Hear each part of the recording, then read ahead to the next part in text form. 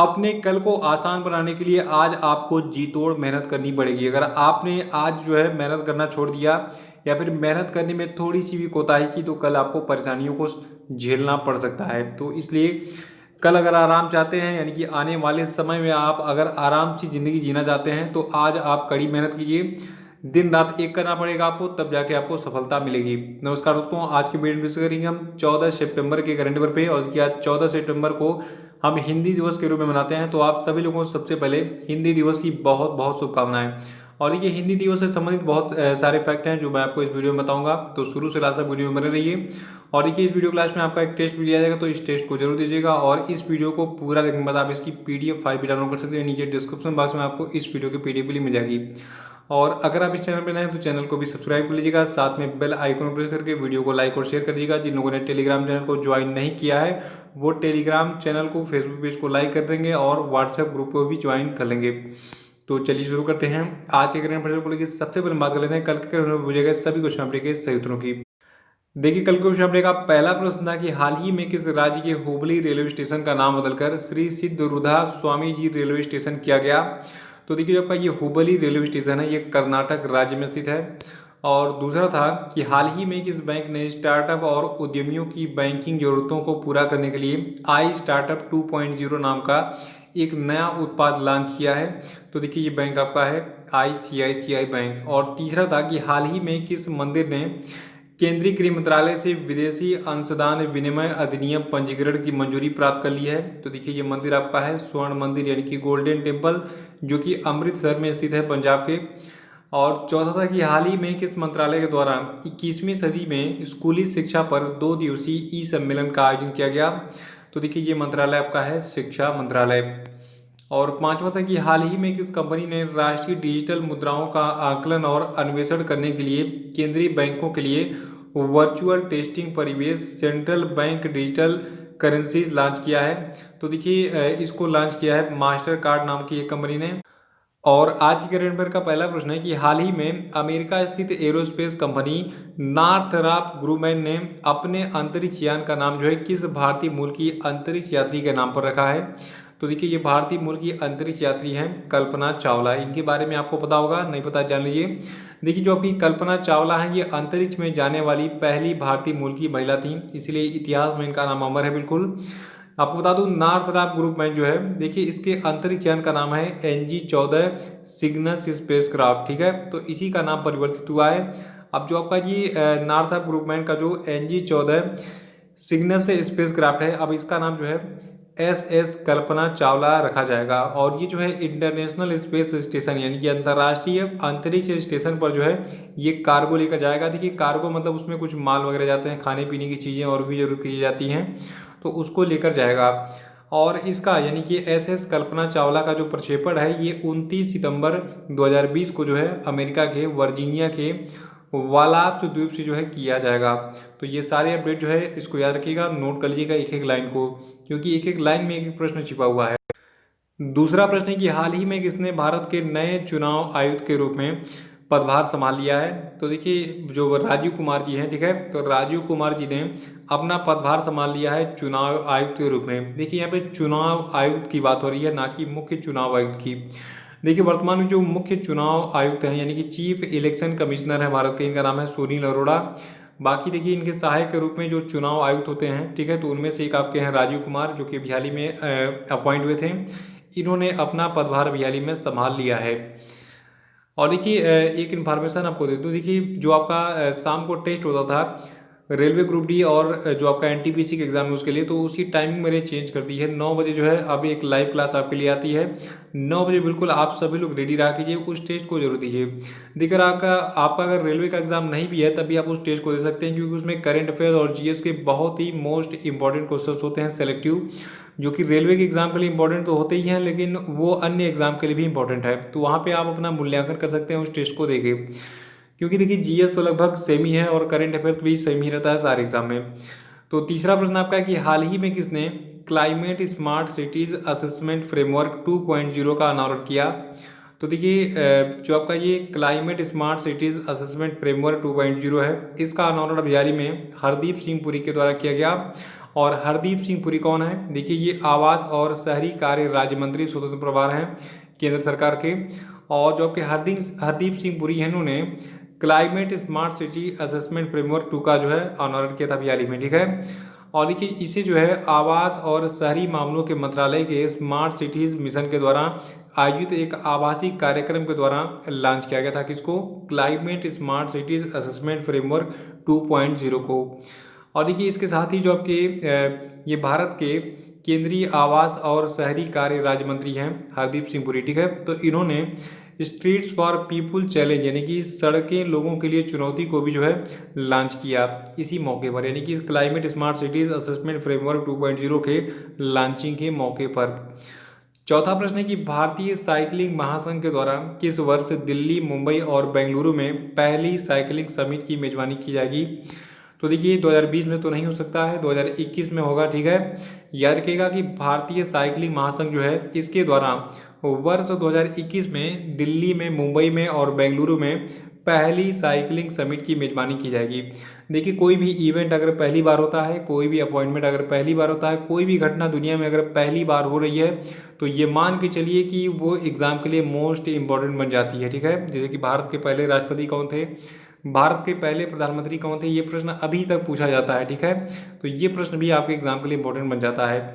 तो जो भारतीय साइकिलिंग महासंघ के द्वारा पहली साइकिलिंग समिट की मेजबानी की जाएगी दिल्ली, मुंबई और बेंगलुरु में 2021 में इसको किया जाएगा। और आपको बता दूं भारतीय साइकिलिंग महासंघ जो है इसने इस समिट के आयोजन के लिए कोंटार्क्टिका नाम की कंपनी के साथ जो है एक समझौते पर हाल ही में हस्ताक्षर भी किया है। पांचवा प्रश्न की हाल ही में किस व्यक्ति ने भारतीय नौसेना के मटेरियल प्रमुख के रूप में पदभार ग्रहण किया? तो देखिए ये व्यक्ति आपके हैं SR शर्मा। SR शर्मा जो है इन्होंने अभी हाल ही में भारतीय नौसेना के मटेरियल प्रमुख के रूप में जो है पदभार ग्रहण कर लिया है। और ये इस पद पर जो है वाइस एडमिरल GS पब्बी का स्थान लेंगे। छठा प्रश्न है कि हाल ही में मध्य एशिया में शांति की ओर ऐतिहासिक कदम बढ़ाते हुए इजराइल और संयुक्त अरब अमीरात के बीच में जो पहला व्यावसायिक विमान है ये किस स्थान पर उतारा गया था? तो देखिए ये प्लेस आपका रहा अबू धाबी।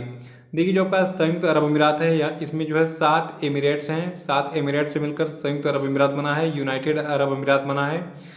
और आपको बता दूं इनमें से जो आपका एक एमिरेट है अबू धाबी, ठीक है। तो अबू धाबी में ये पहला व्यवसायिक विमान उतरा था। देखिए आपको मैं बता दूं कि अभी हाल ही में जो आपके अमेरिका के राष्ट्रपति हैं डोनाल्ड ट्रंप, तो इन्होंने संयुक्त अरब अमीरात और इजराइल के बीच में एक जो है ऐतिहासिक शांति समझौते पर हस्ताक्षर कराया था। और इसके बाद उनको नॉमिनेट भी किया गया था 2021 के नोबेल के शांति पुरस्कार के लिए डोनाल्ड ट्रंप को, ठीक है। तो इसी पहल को और आगे बढ़ाया गया है और इसी के तहत जो है एक पहला व्यवसायिक विमान जो है भेजा गया कहाँ पे? संयुक्त अरब अमीरात में। कहाँ से? इजराइल से। और देखिए इस विमान में जो है इजराइल के राष्ट्रीय सुरक्षा सलाहकार मीर बिन सब्बात के नेतृत्व में जो है उच्च स्तरीय इजरायली प्रतिनिधिमंडल भी UAE पहुंचा था। और इसी विमान से अमेरिकी राष्ट्रपति डोनाल्ड ट्रंप के सलाहकार और उनके जो दामाद हैं जेरेड कुशनर और US के जो सुरक्षा सलाहकार हैं रॉबर्ट ओब्रायन और एक उच्च स्तरीय अमेरिकी प्रतिनिधिमंडल जो है ये आपका अबू धाबी पहुंचा था। तो इन सारी लाइनों को नोट कर लीजिएगा, यहाँ पे भी एक एक प्रश्न छिपे हुए हैं। जैसे कि इजराइल के राष्ट्रीय सुरक्षा सलाहकार कौन है? इनका नाम है मीर बिन सब्बात। ये प्रश्न अलग से पूछा सकता है। साथ में ये भी पूछा सकता है कि अमेरिकी राष्ट्रपति डोनाल्ड ट्रंप के सलाहकार कौन है? तो इनके सलाहकार इनके जो दामाद हैं जिनका नाम है जेरेड कुशनर, ठीक है। तो ये इनके सलाहकार भी हैं। और US के सुरक्षा सलाहकार कौन है? इनका नाम है रॉबर्ट ओब्रायन। तो ऐसे माइन्यूट प्रश्न एग्जाम में पूछे जाते हैं, इसको नोट कर सकते हैं आप। सातवां प्रश्न की हाल ही में श्री माता वैष्णो देवी श्राइन बोर्ड ने पूरे भारत में मां वैष्णो देवी के भक्तों को प्रसाद भेजने के लिए अभी हाल ही में किसके साथ समझौता किया है? तो देखिए जो आपका श्री माता वैष्णो देवी श्राइन बोर्ड है, ठीक है। तो इसने भी हाल ही में भारतीय डाक विभाग के साथ एक समझौता किया है। किस लिए? पूरे इंडिया में अगर किसी भी भक्त को माता का प्रसाद चाहिए उसके लिए, ठीक है। और देखिए इस संबंध में श्री माता वैष्णो देवी श्राइन बोर्ड के जो मुख्य कार्यकारी अधिकारी हैं रमेश कुमार और जम्मू कश्मीर डाक सेवा मुख्यालय के जो निदेशक हैं गौरव श्रीवास्तव, इन्होंने जो है जो आपका जम्मू कश्मीर का कटरा है तो कटरा के आध्यात्मिक विकास केंद्र में इस समझौते पर हस्ताक्षर किया। तो ये चीज़ नोट कर लीजिएगा। और आठवां प्रश्न है कि किस तिथि को हिंदी दिवस के रूप में मनाया जाता है?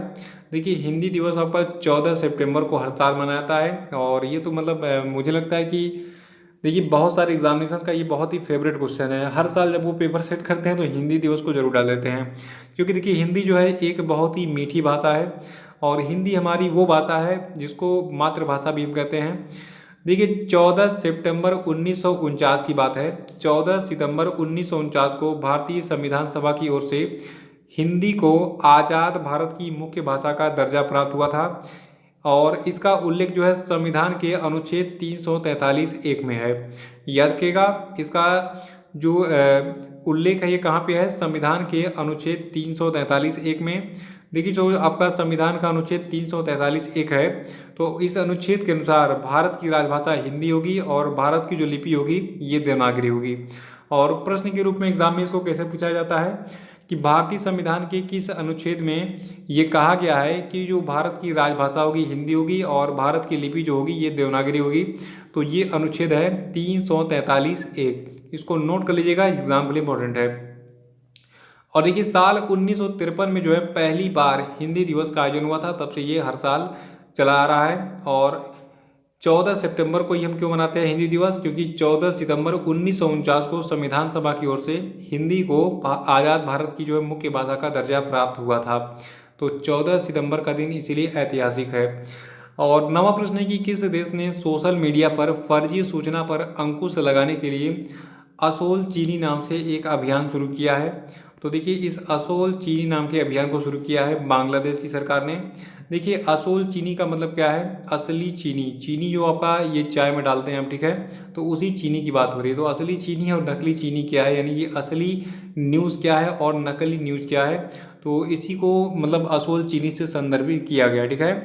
तो जो आपका ये असली चीनी यानी कि असोल चीनी अभियान है, इसका उद्देश्य जो है नकली सूचनाओं और अफवाहों को रोकने के लिए डिजिटल साक्षरता को बढ़ावा देना। और इस 3 महीने के लंबे अभियान को, देखिए ये अभियान 3 महीने के लिए स्टार्ट किया गया बांग्लादेश में। तो इस 3 महीने लंबे अभियान को लागू करने के लिए एक डिजिटल प्लेटफॉर्म DURBAR यानी कि darbar21.org भी बनाया गया है बांग्लादेश की सरकार के द्वारा।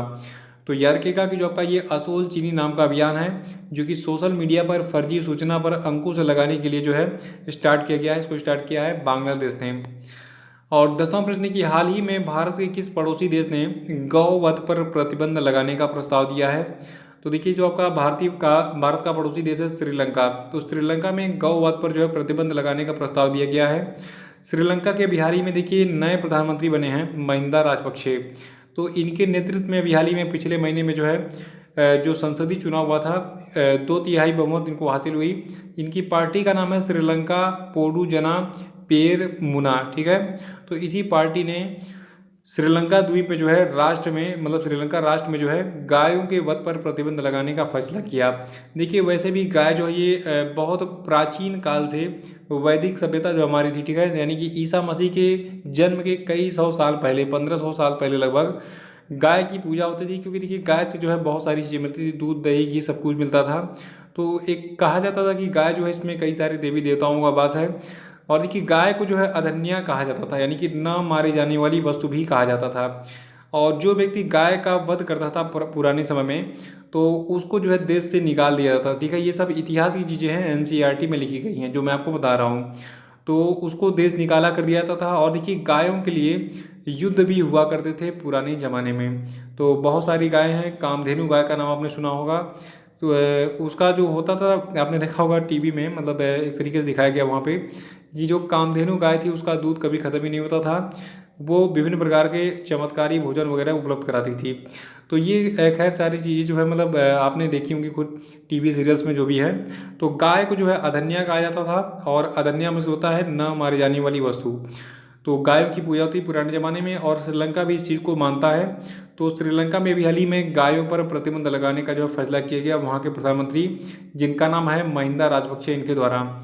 लेकिन अभी भी देखिए श्रीलंका में गौमांस के आयात पर अभी तक कोई प्रतिबंध नहीं है, ठीक है, क्योंकि बहुत सारे ऐसे देश हैं इंडिया में भी इवन मतलब चोरी छुपे तो गाय का मांस बिकता ही है, और पूरी दुनिया में बिकता है। बहुत सारे देश ऐसे हैं कि जो नॉनवेज बहुत खाते हैं, तो वो विदेशों से आयात और निर्यात मतलब जो भी है प्रोडक्शन ज़्यादा है तो निर्यात कर देते हैं, अगर नहीं है प्रोडक्शन उनके यहाँ तो वो आयात करते हैं दूसरे देशों से।